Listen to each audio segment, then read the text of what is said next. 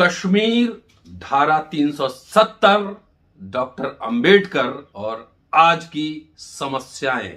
कश्मीर में लगातार निर्दोष व्यक्तियों की हत्या हो रही। आभासी दुनिया के मेरे दोस्तों, रतन लाल बोल रहा हूं। काम की बात में आपका स्वागत है और पेश है अंबेडकर नामा। चलिए थोड़ा इतिहास के पन्ने में लिए चलता हूं कि जब 370 हटाया गया था तब भी बाबा साहब को कोर्ट किया गया था और उसके बाद हमने उनके रेजिग्नेशन से वीडियो बनाया था। अंबेडकर नामा के कुछ साथी देख चुके होंगे। उस रेजिग्नेशन में कई कारण थे। जब नेहरू मंत्रिमंडल से डॉक्टर अंबेडकर ने इस्तीफा दिया था तो उन्होंने कई कारण उसमें गिनाए थे, जिसमें से एक मसला जम्मू कश्मीर का भी था। उन्होंने कहा था पूर्वी बंगाल के संदर्भ में कि सभी मसलों को टालकर सबसे ज्यादा ध्यान जम्मू कश्मीर पर ही केंद्रित किया जा रहा है। कि उसी तरीके से जैसे जब धारा 370 हटाई गई थी तब सारे मसलों से ध्यान हटाकर सिर्फ और सिर्फ जम्मू कश्मीर पे ही ध्यान केंद्रित किया गया था और डॉक्टर अंबेडकर को गलत तरीके से कोट किया गया था। उन्होंने कहा कि इस समस्या का जो असली समाधान है कश्मीर का विभाजन कर देना है। 3 भागों में उसको विभाजित करने की उन्होंने बात की थी। पहला सीज फायर जोन, युद्ध विराम जोन। दूसरा कश्मीर का Doon, the valley of Kashmir. तीसरा जम्मू लद्दाख क्षेत्र। उन्होंने कहा था, उनके त्याग पत्र से ही बोल रहा हूं, कि केवल कश्मीर की दून में जनमत ले लिया जाए। मुझे डर है कि जिस समस्त मतगणना की हम बात कर रहे हैं, कश्मीर के हिंदू तथा बौद्ध अपनी इच्छा के विरुद्ध कहीं पाकिस्तान में न घसीट कर ले जाए। और जो समस्या इस समय हमारे सामने पूर्व बंगाल को लेकर उपस्थित है, वही समस्या कश्मीर को लेकर भी पैदा न हो जाए। उन्होंने अपने भाषण में कहा था, हो सकता है कि वोट लेने के लिए अंबेडकर को लोग पूजा कर रहे हो, भक्ति कर रहे हो, लेकिन भाषण, ये रेजिग्नेशन जो है, संसद में उन्होंने भाषण भी दिया था, उसको जाकर पढ़िए कि कैसे उन्होंने कश्मीर के विभाजन की बात की थी। बहरहाल आता हूं कि जब 370 हटाया गया था जम्मू कश्मीर से, तो बहुत सारे अमीरजादे लोग, अगर आपको याद होगा, क्या कह रहे थे कि अब जमीन खरीदेंगे, वहां पे बंगला खरीदेंगे, सेब उगाएंगे, समझ रहे हैं, तरह तरह की बातें, कश्मीर में शादी करेंगे, तमाम तरह की बातें, अटकलें अमीरजादे लोग लगा रहे थे। टीवी पे आपने देखा होगा। आज वो अमीरजादे नजर नहीं आ रहे हैं और जम्मू कश्मीर में आतंकवादी गरीब, मजलूम, मासूम लोगों को निशाना बना रहे हैं, जिसमें बीजेपी के कार्यकर्ता भी हैं और प्रवासी मजदूर भी हैं। उसी की समीक्षा करने के लिए एपिसोड बना रहा हूं कि धारा 370 हटने के बाद बीजेपी के 23 कार्यकर्ताओं को आतंकवादियों ने मार दिया है। और भारतीय जनता पार्टी के नेता अल्ताफ ठाकुर ने कहा, उन्हीं के शब्द हैं, कि पिछले 2 वर्ष में 23 कार्यकर्ताओं को आतंकवादियों ने मार दिया है। वहीं अकेले कुलगांव जिले में बीते 1 साल के भीतर 9 नेताओं की आतंकी हमलों में मौत हो गई है।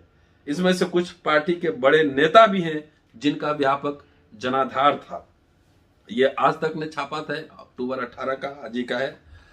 फिर अगर देखें 2 दिन पहले चले खबर पर, तो आतंकियों के निशाने पर गैर कश्मीरी भी। श्रीनगर में बिहार के रहने वाले गोलगप्पे वाले अरविंद की हत्या कर दी गई है। उसके साथ ही पुलवामा में यूपी से बढ़ई के काम करने वाले सागिर अहमद की जान ले ली गई है। इसकी पुष्टि कश्मीर पुलिस ने की है। बिहार के रहने वाले अरविंद कुमार को आतंकियों ने श्रीनगर की ईदगाह में गोली मार दी। पिछले शनिवार को पुलिस ने यह दावा किया कि श्रीनगर में अल्पसंख्यक समुदाय के सदस्यों की पिछले हफ्ते हुई हत्या में शामिल 3 आतंकियों को 24 घंटे के अंतराल में मार गिराया गया है। हाल ही में आतंकियों ने कई गैर मुस्लिम और गैर कश्मीरी लोगों की जान ली है। 5 अक्टूबर को श्रीनगर में बिहार के एक रेहड़ी वाले की हत्या कर दी गई। सितंबर में कुलगांव के नेहामा इलाके में आतंकियों ने बिहार के एक मजदूर की हत्या कर दी। इसी महीने 8 नागरिकों की हत्या कर दी गई। इनमें से 5 अल्पसंख्यक समुदाय से हैं और 6 हत्याएं ग्रीष्मकालीन राजनीति श्रीनगर में हुई है।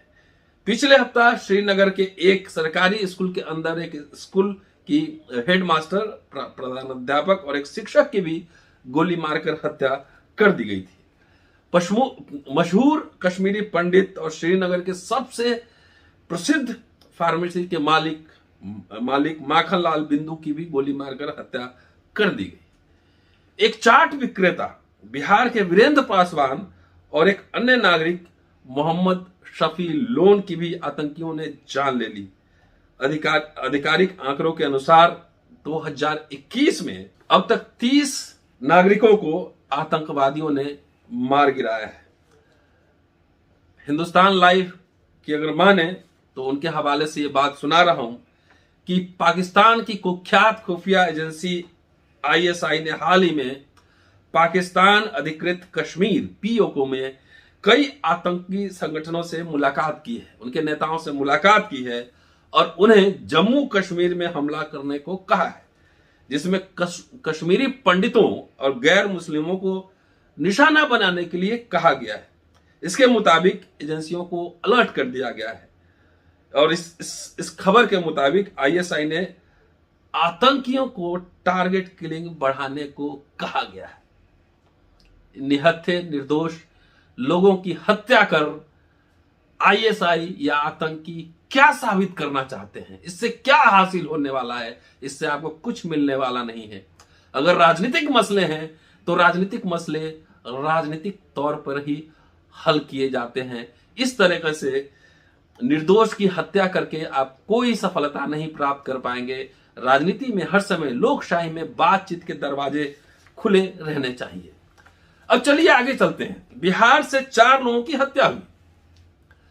हत्या कश्मीर में हुई है, लेकिन सियासी तापमान बिहार में बढ़ा है। तेजस्वी यादव ने सीधे सीधे नीतीश कुमार को निशाने पर लिया है और तेजस्वी ने कश्मीर में मजदूरों की हत्या से बिहार में पलायन को जोड़ा है कि पलायन। उन्होंने लिखा है, एक खुला बड़ा चिट्ठी लिखा है तेजस्वी यादव ने कि उन्होंने लिखा कि इन सभी बिहार वासियों की नृशंस हत्या के दोषी आप और आपकी निकम्मी सरकार है।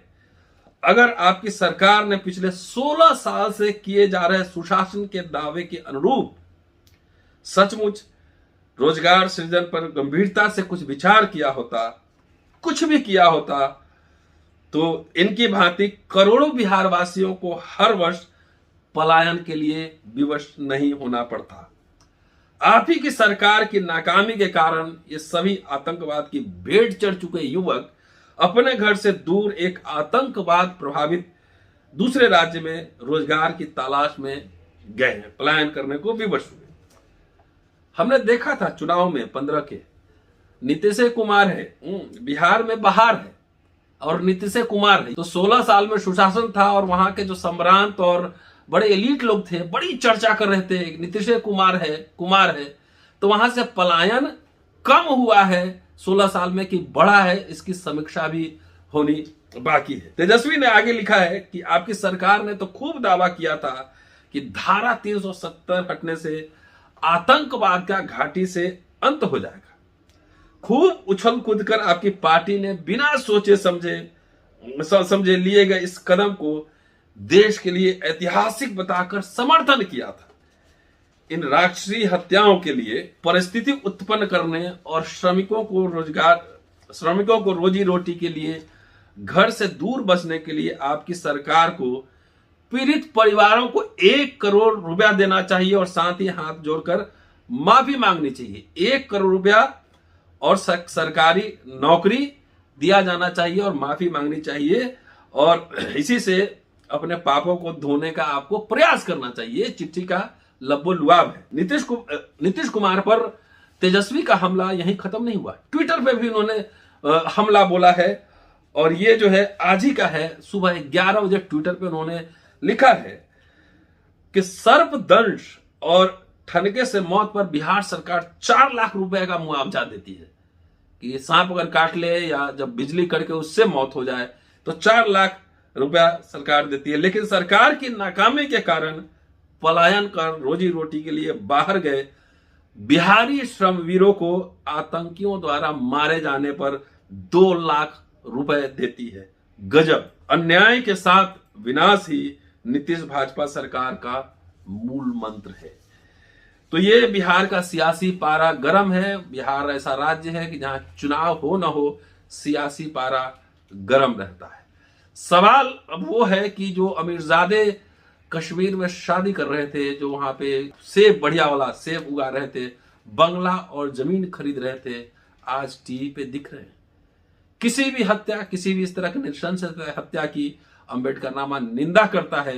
लोकशाही में बातचीत के दरवाजे हर समय खुले रहते हैं। अगर नागरिकों पर इस तरह हमला हो रहा है तो सरकार को कड़े से कड़े कदम उठाने चाहिए और नागरिकों को सुरक्षा प्रदान करने चाहिए। शुक्रिया। Keep watching and sharing Ambedkarnama. आपसे अगले एपिसोड में फिर मुलाकात होती है। जय भीम।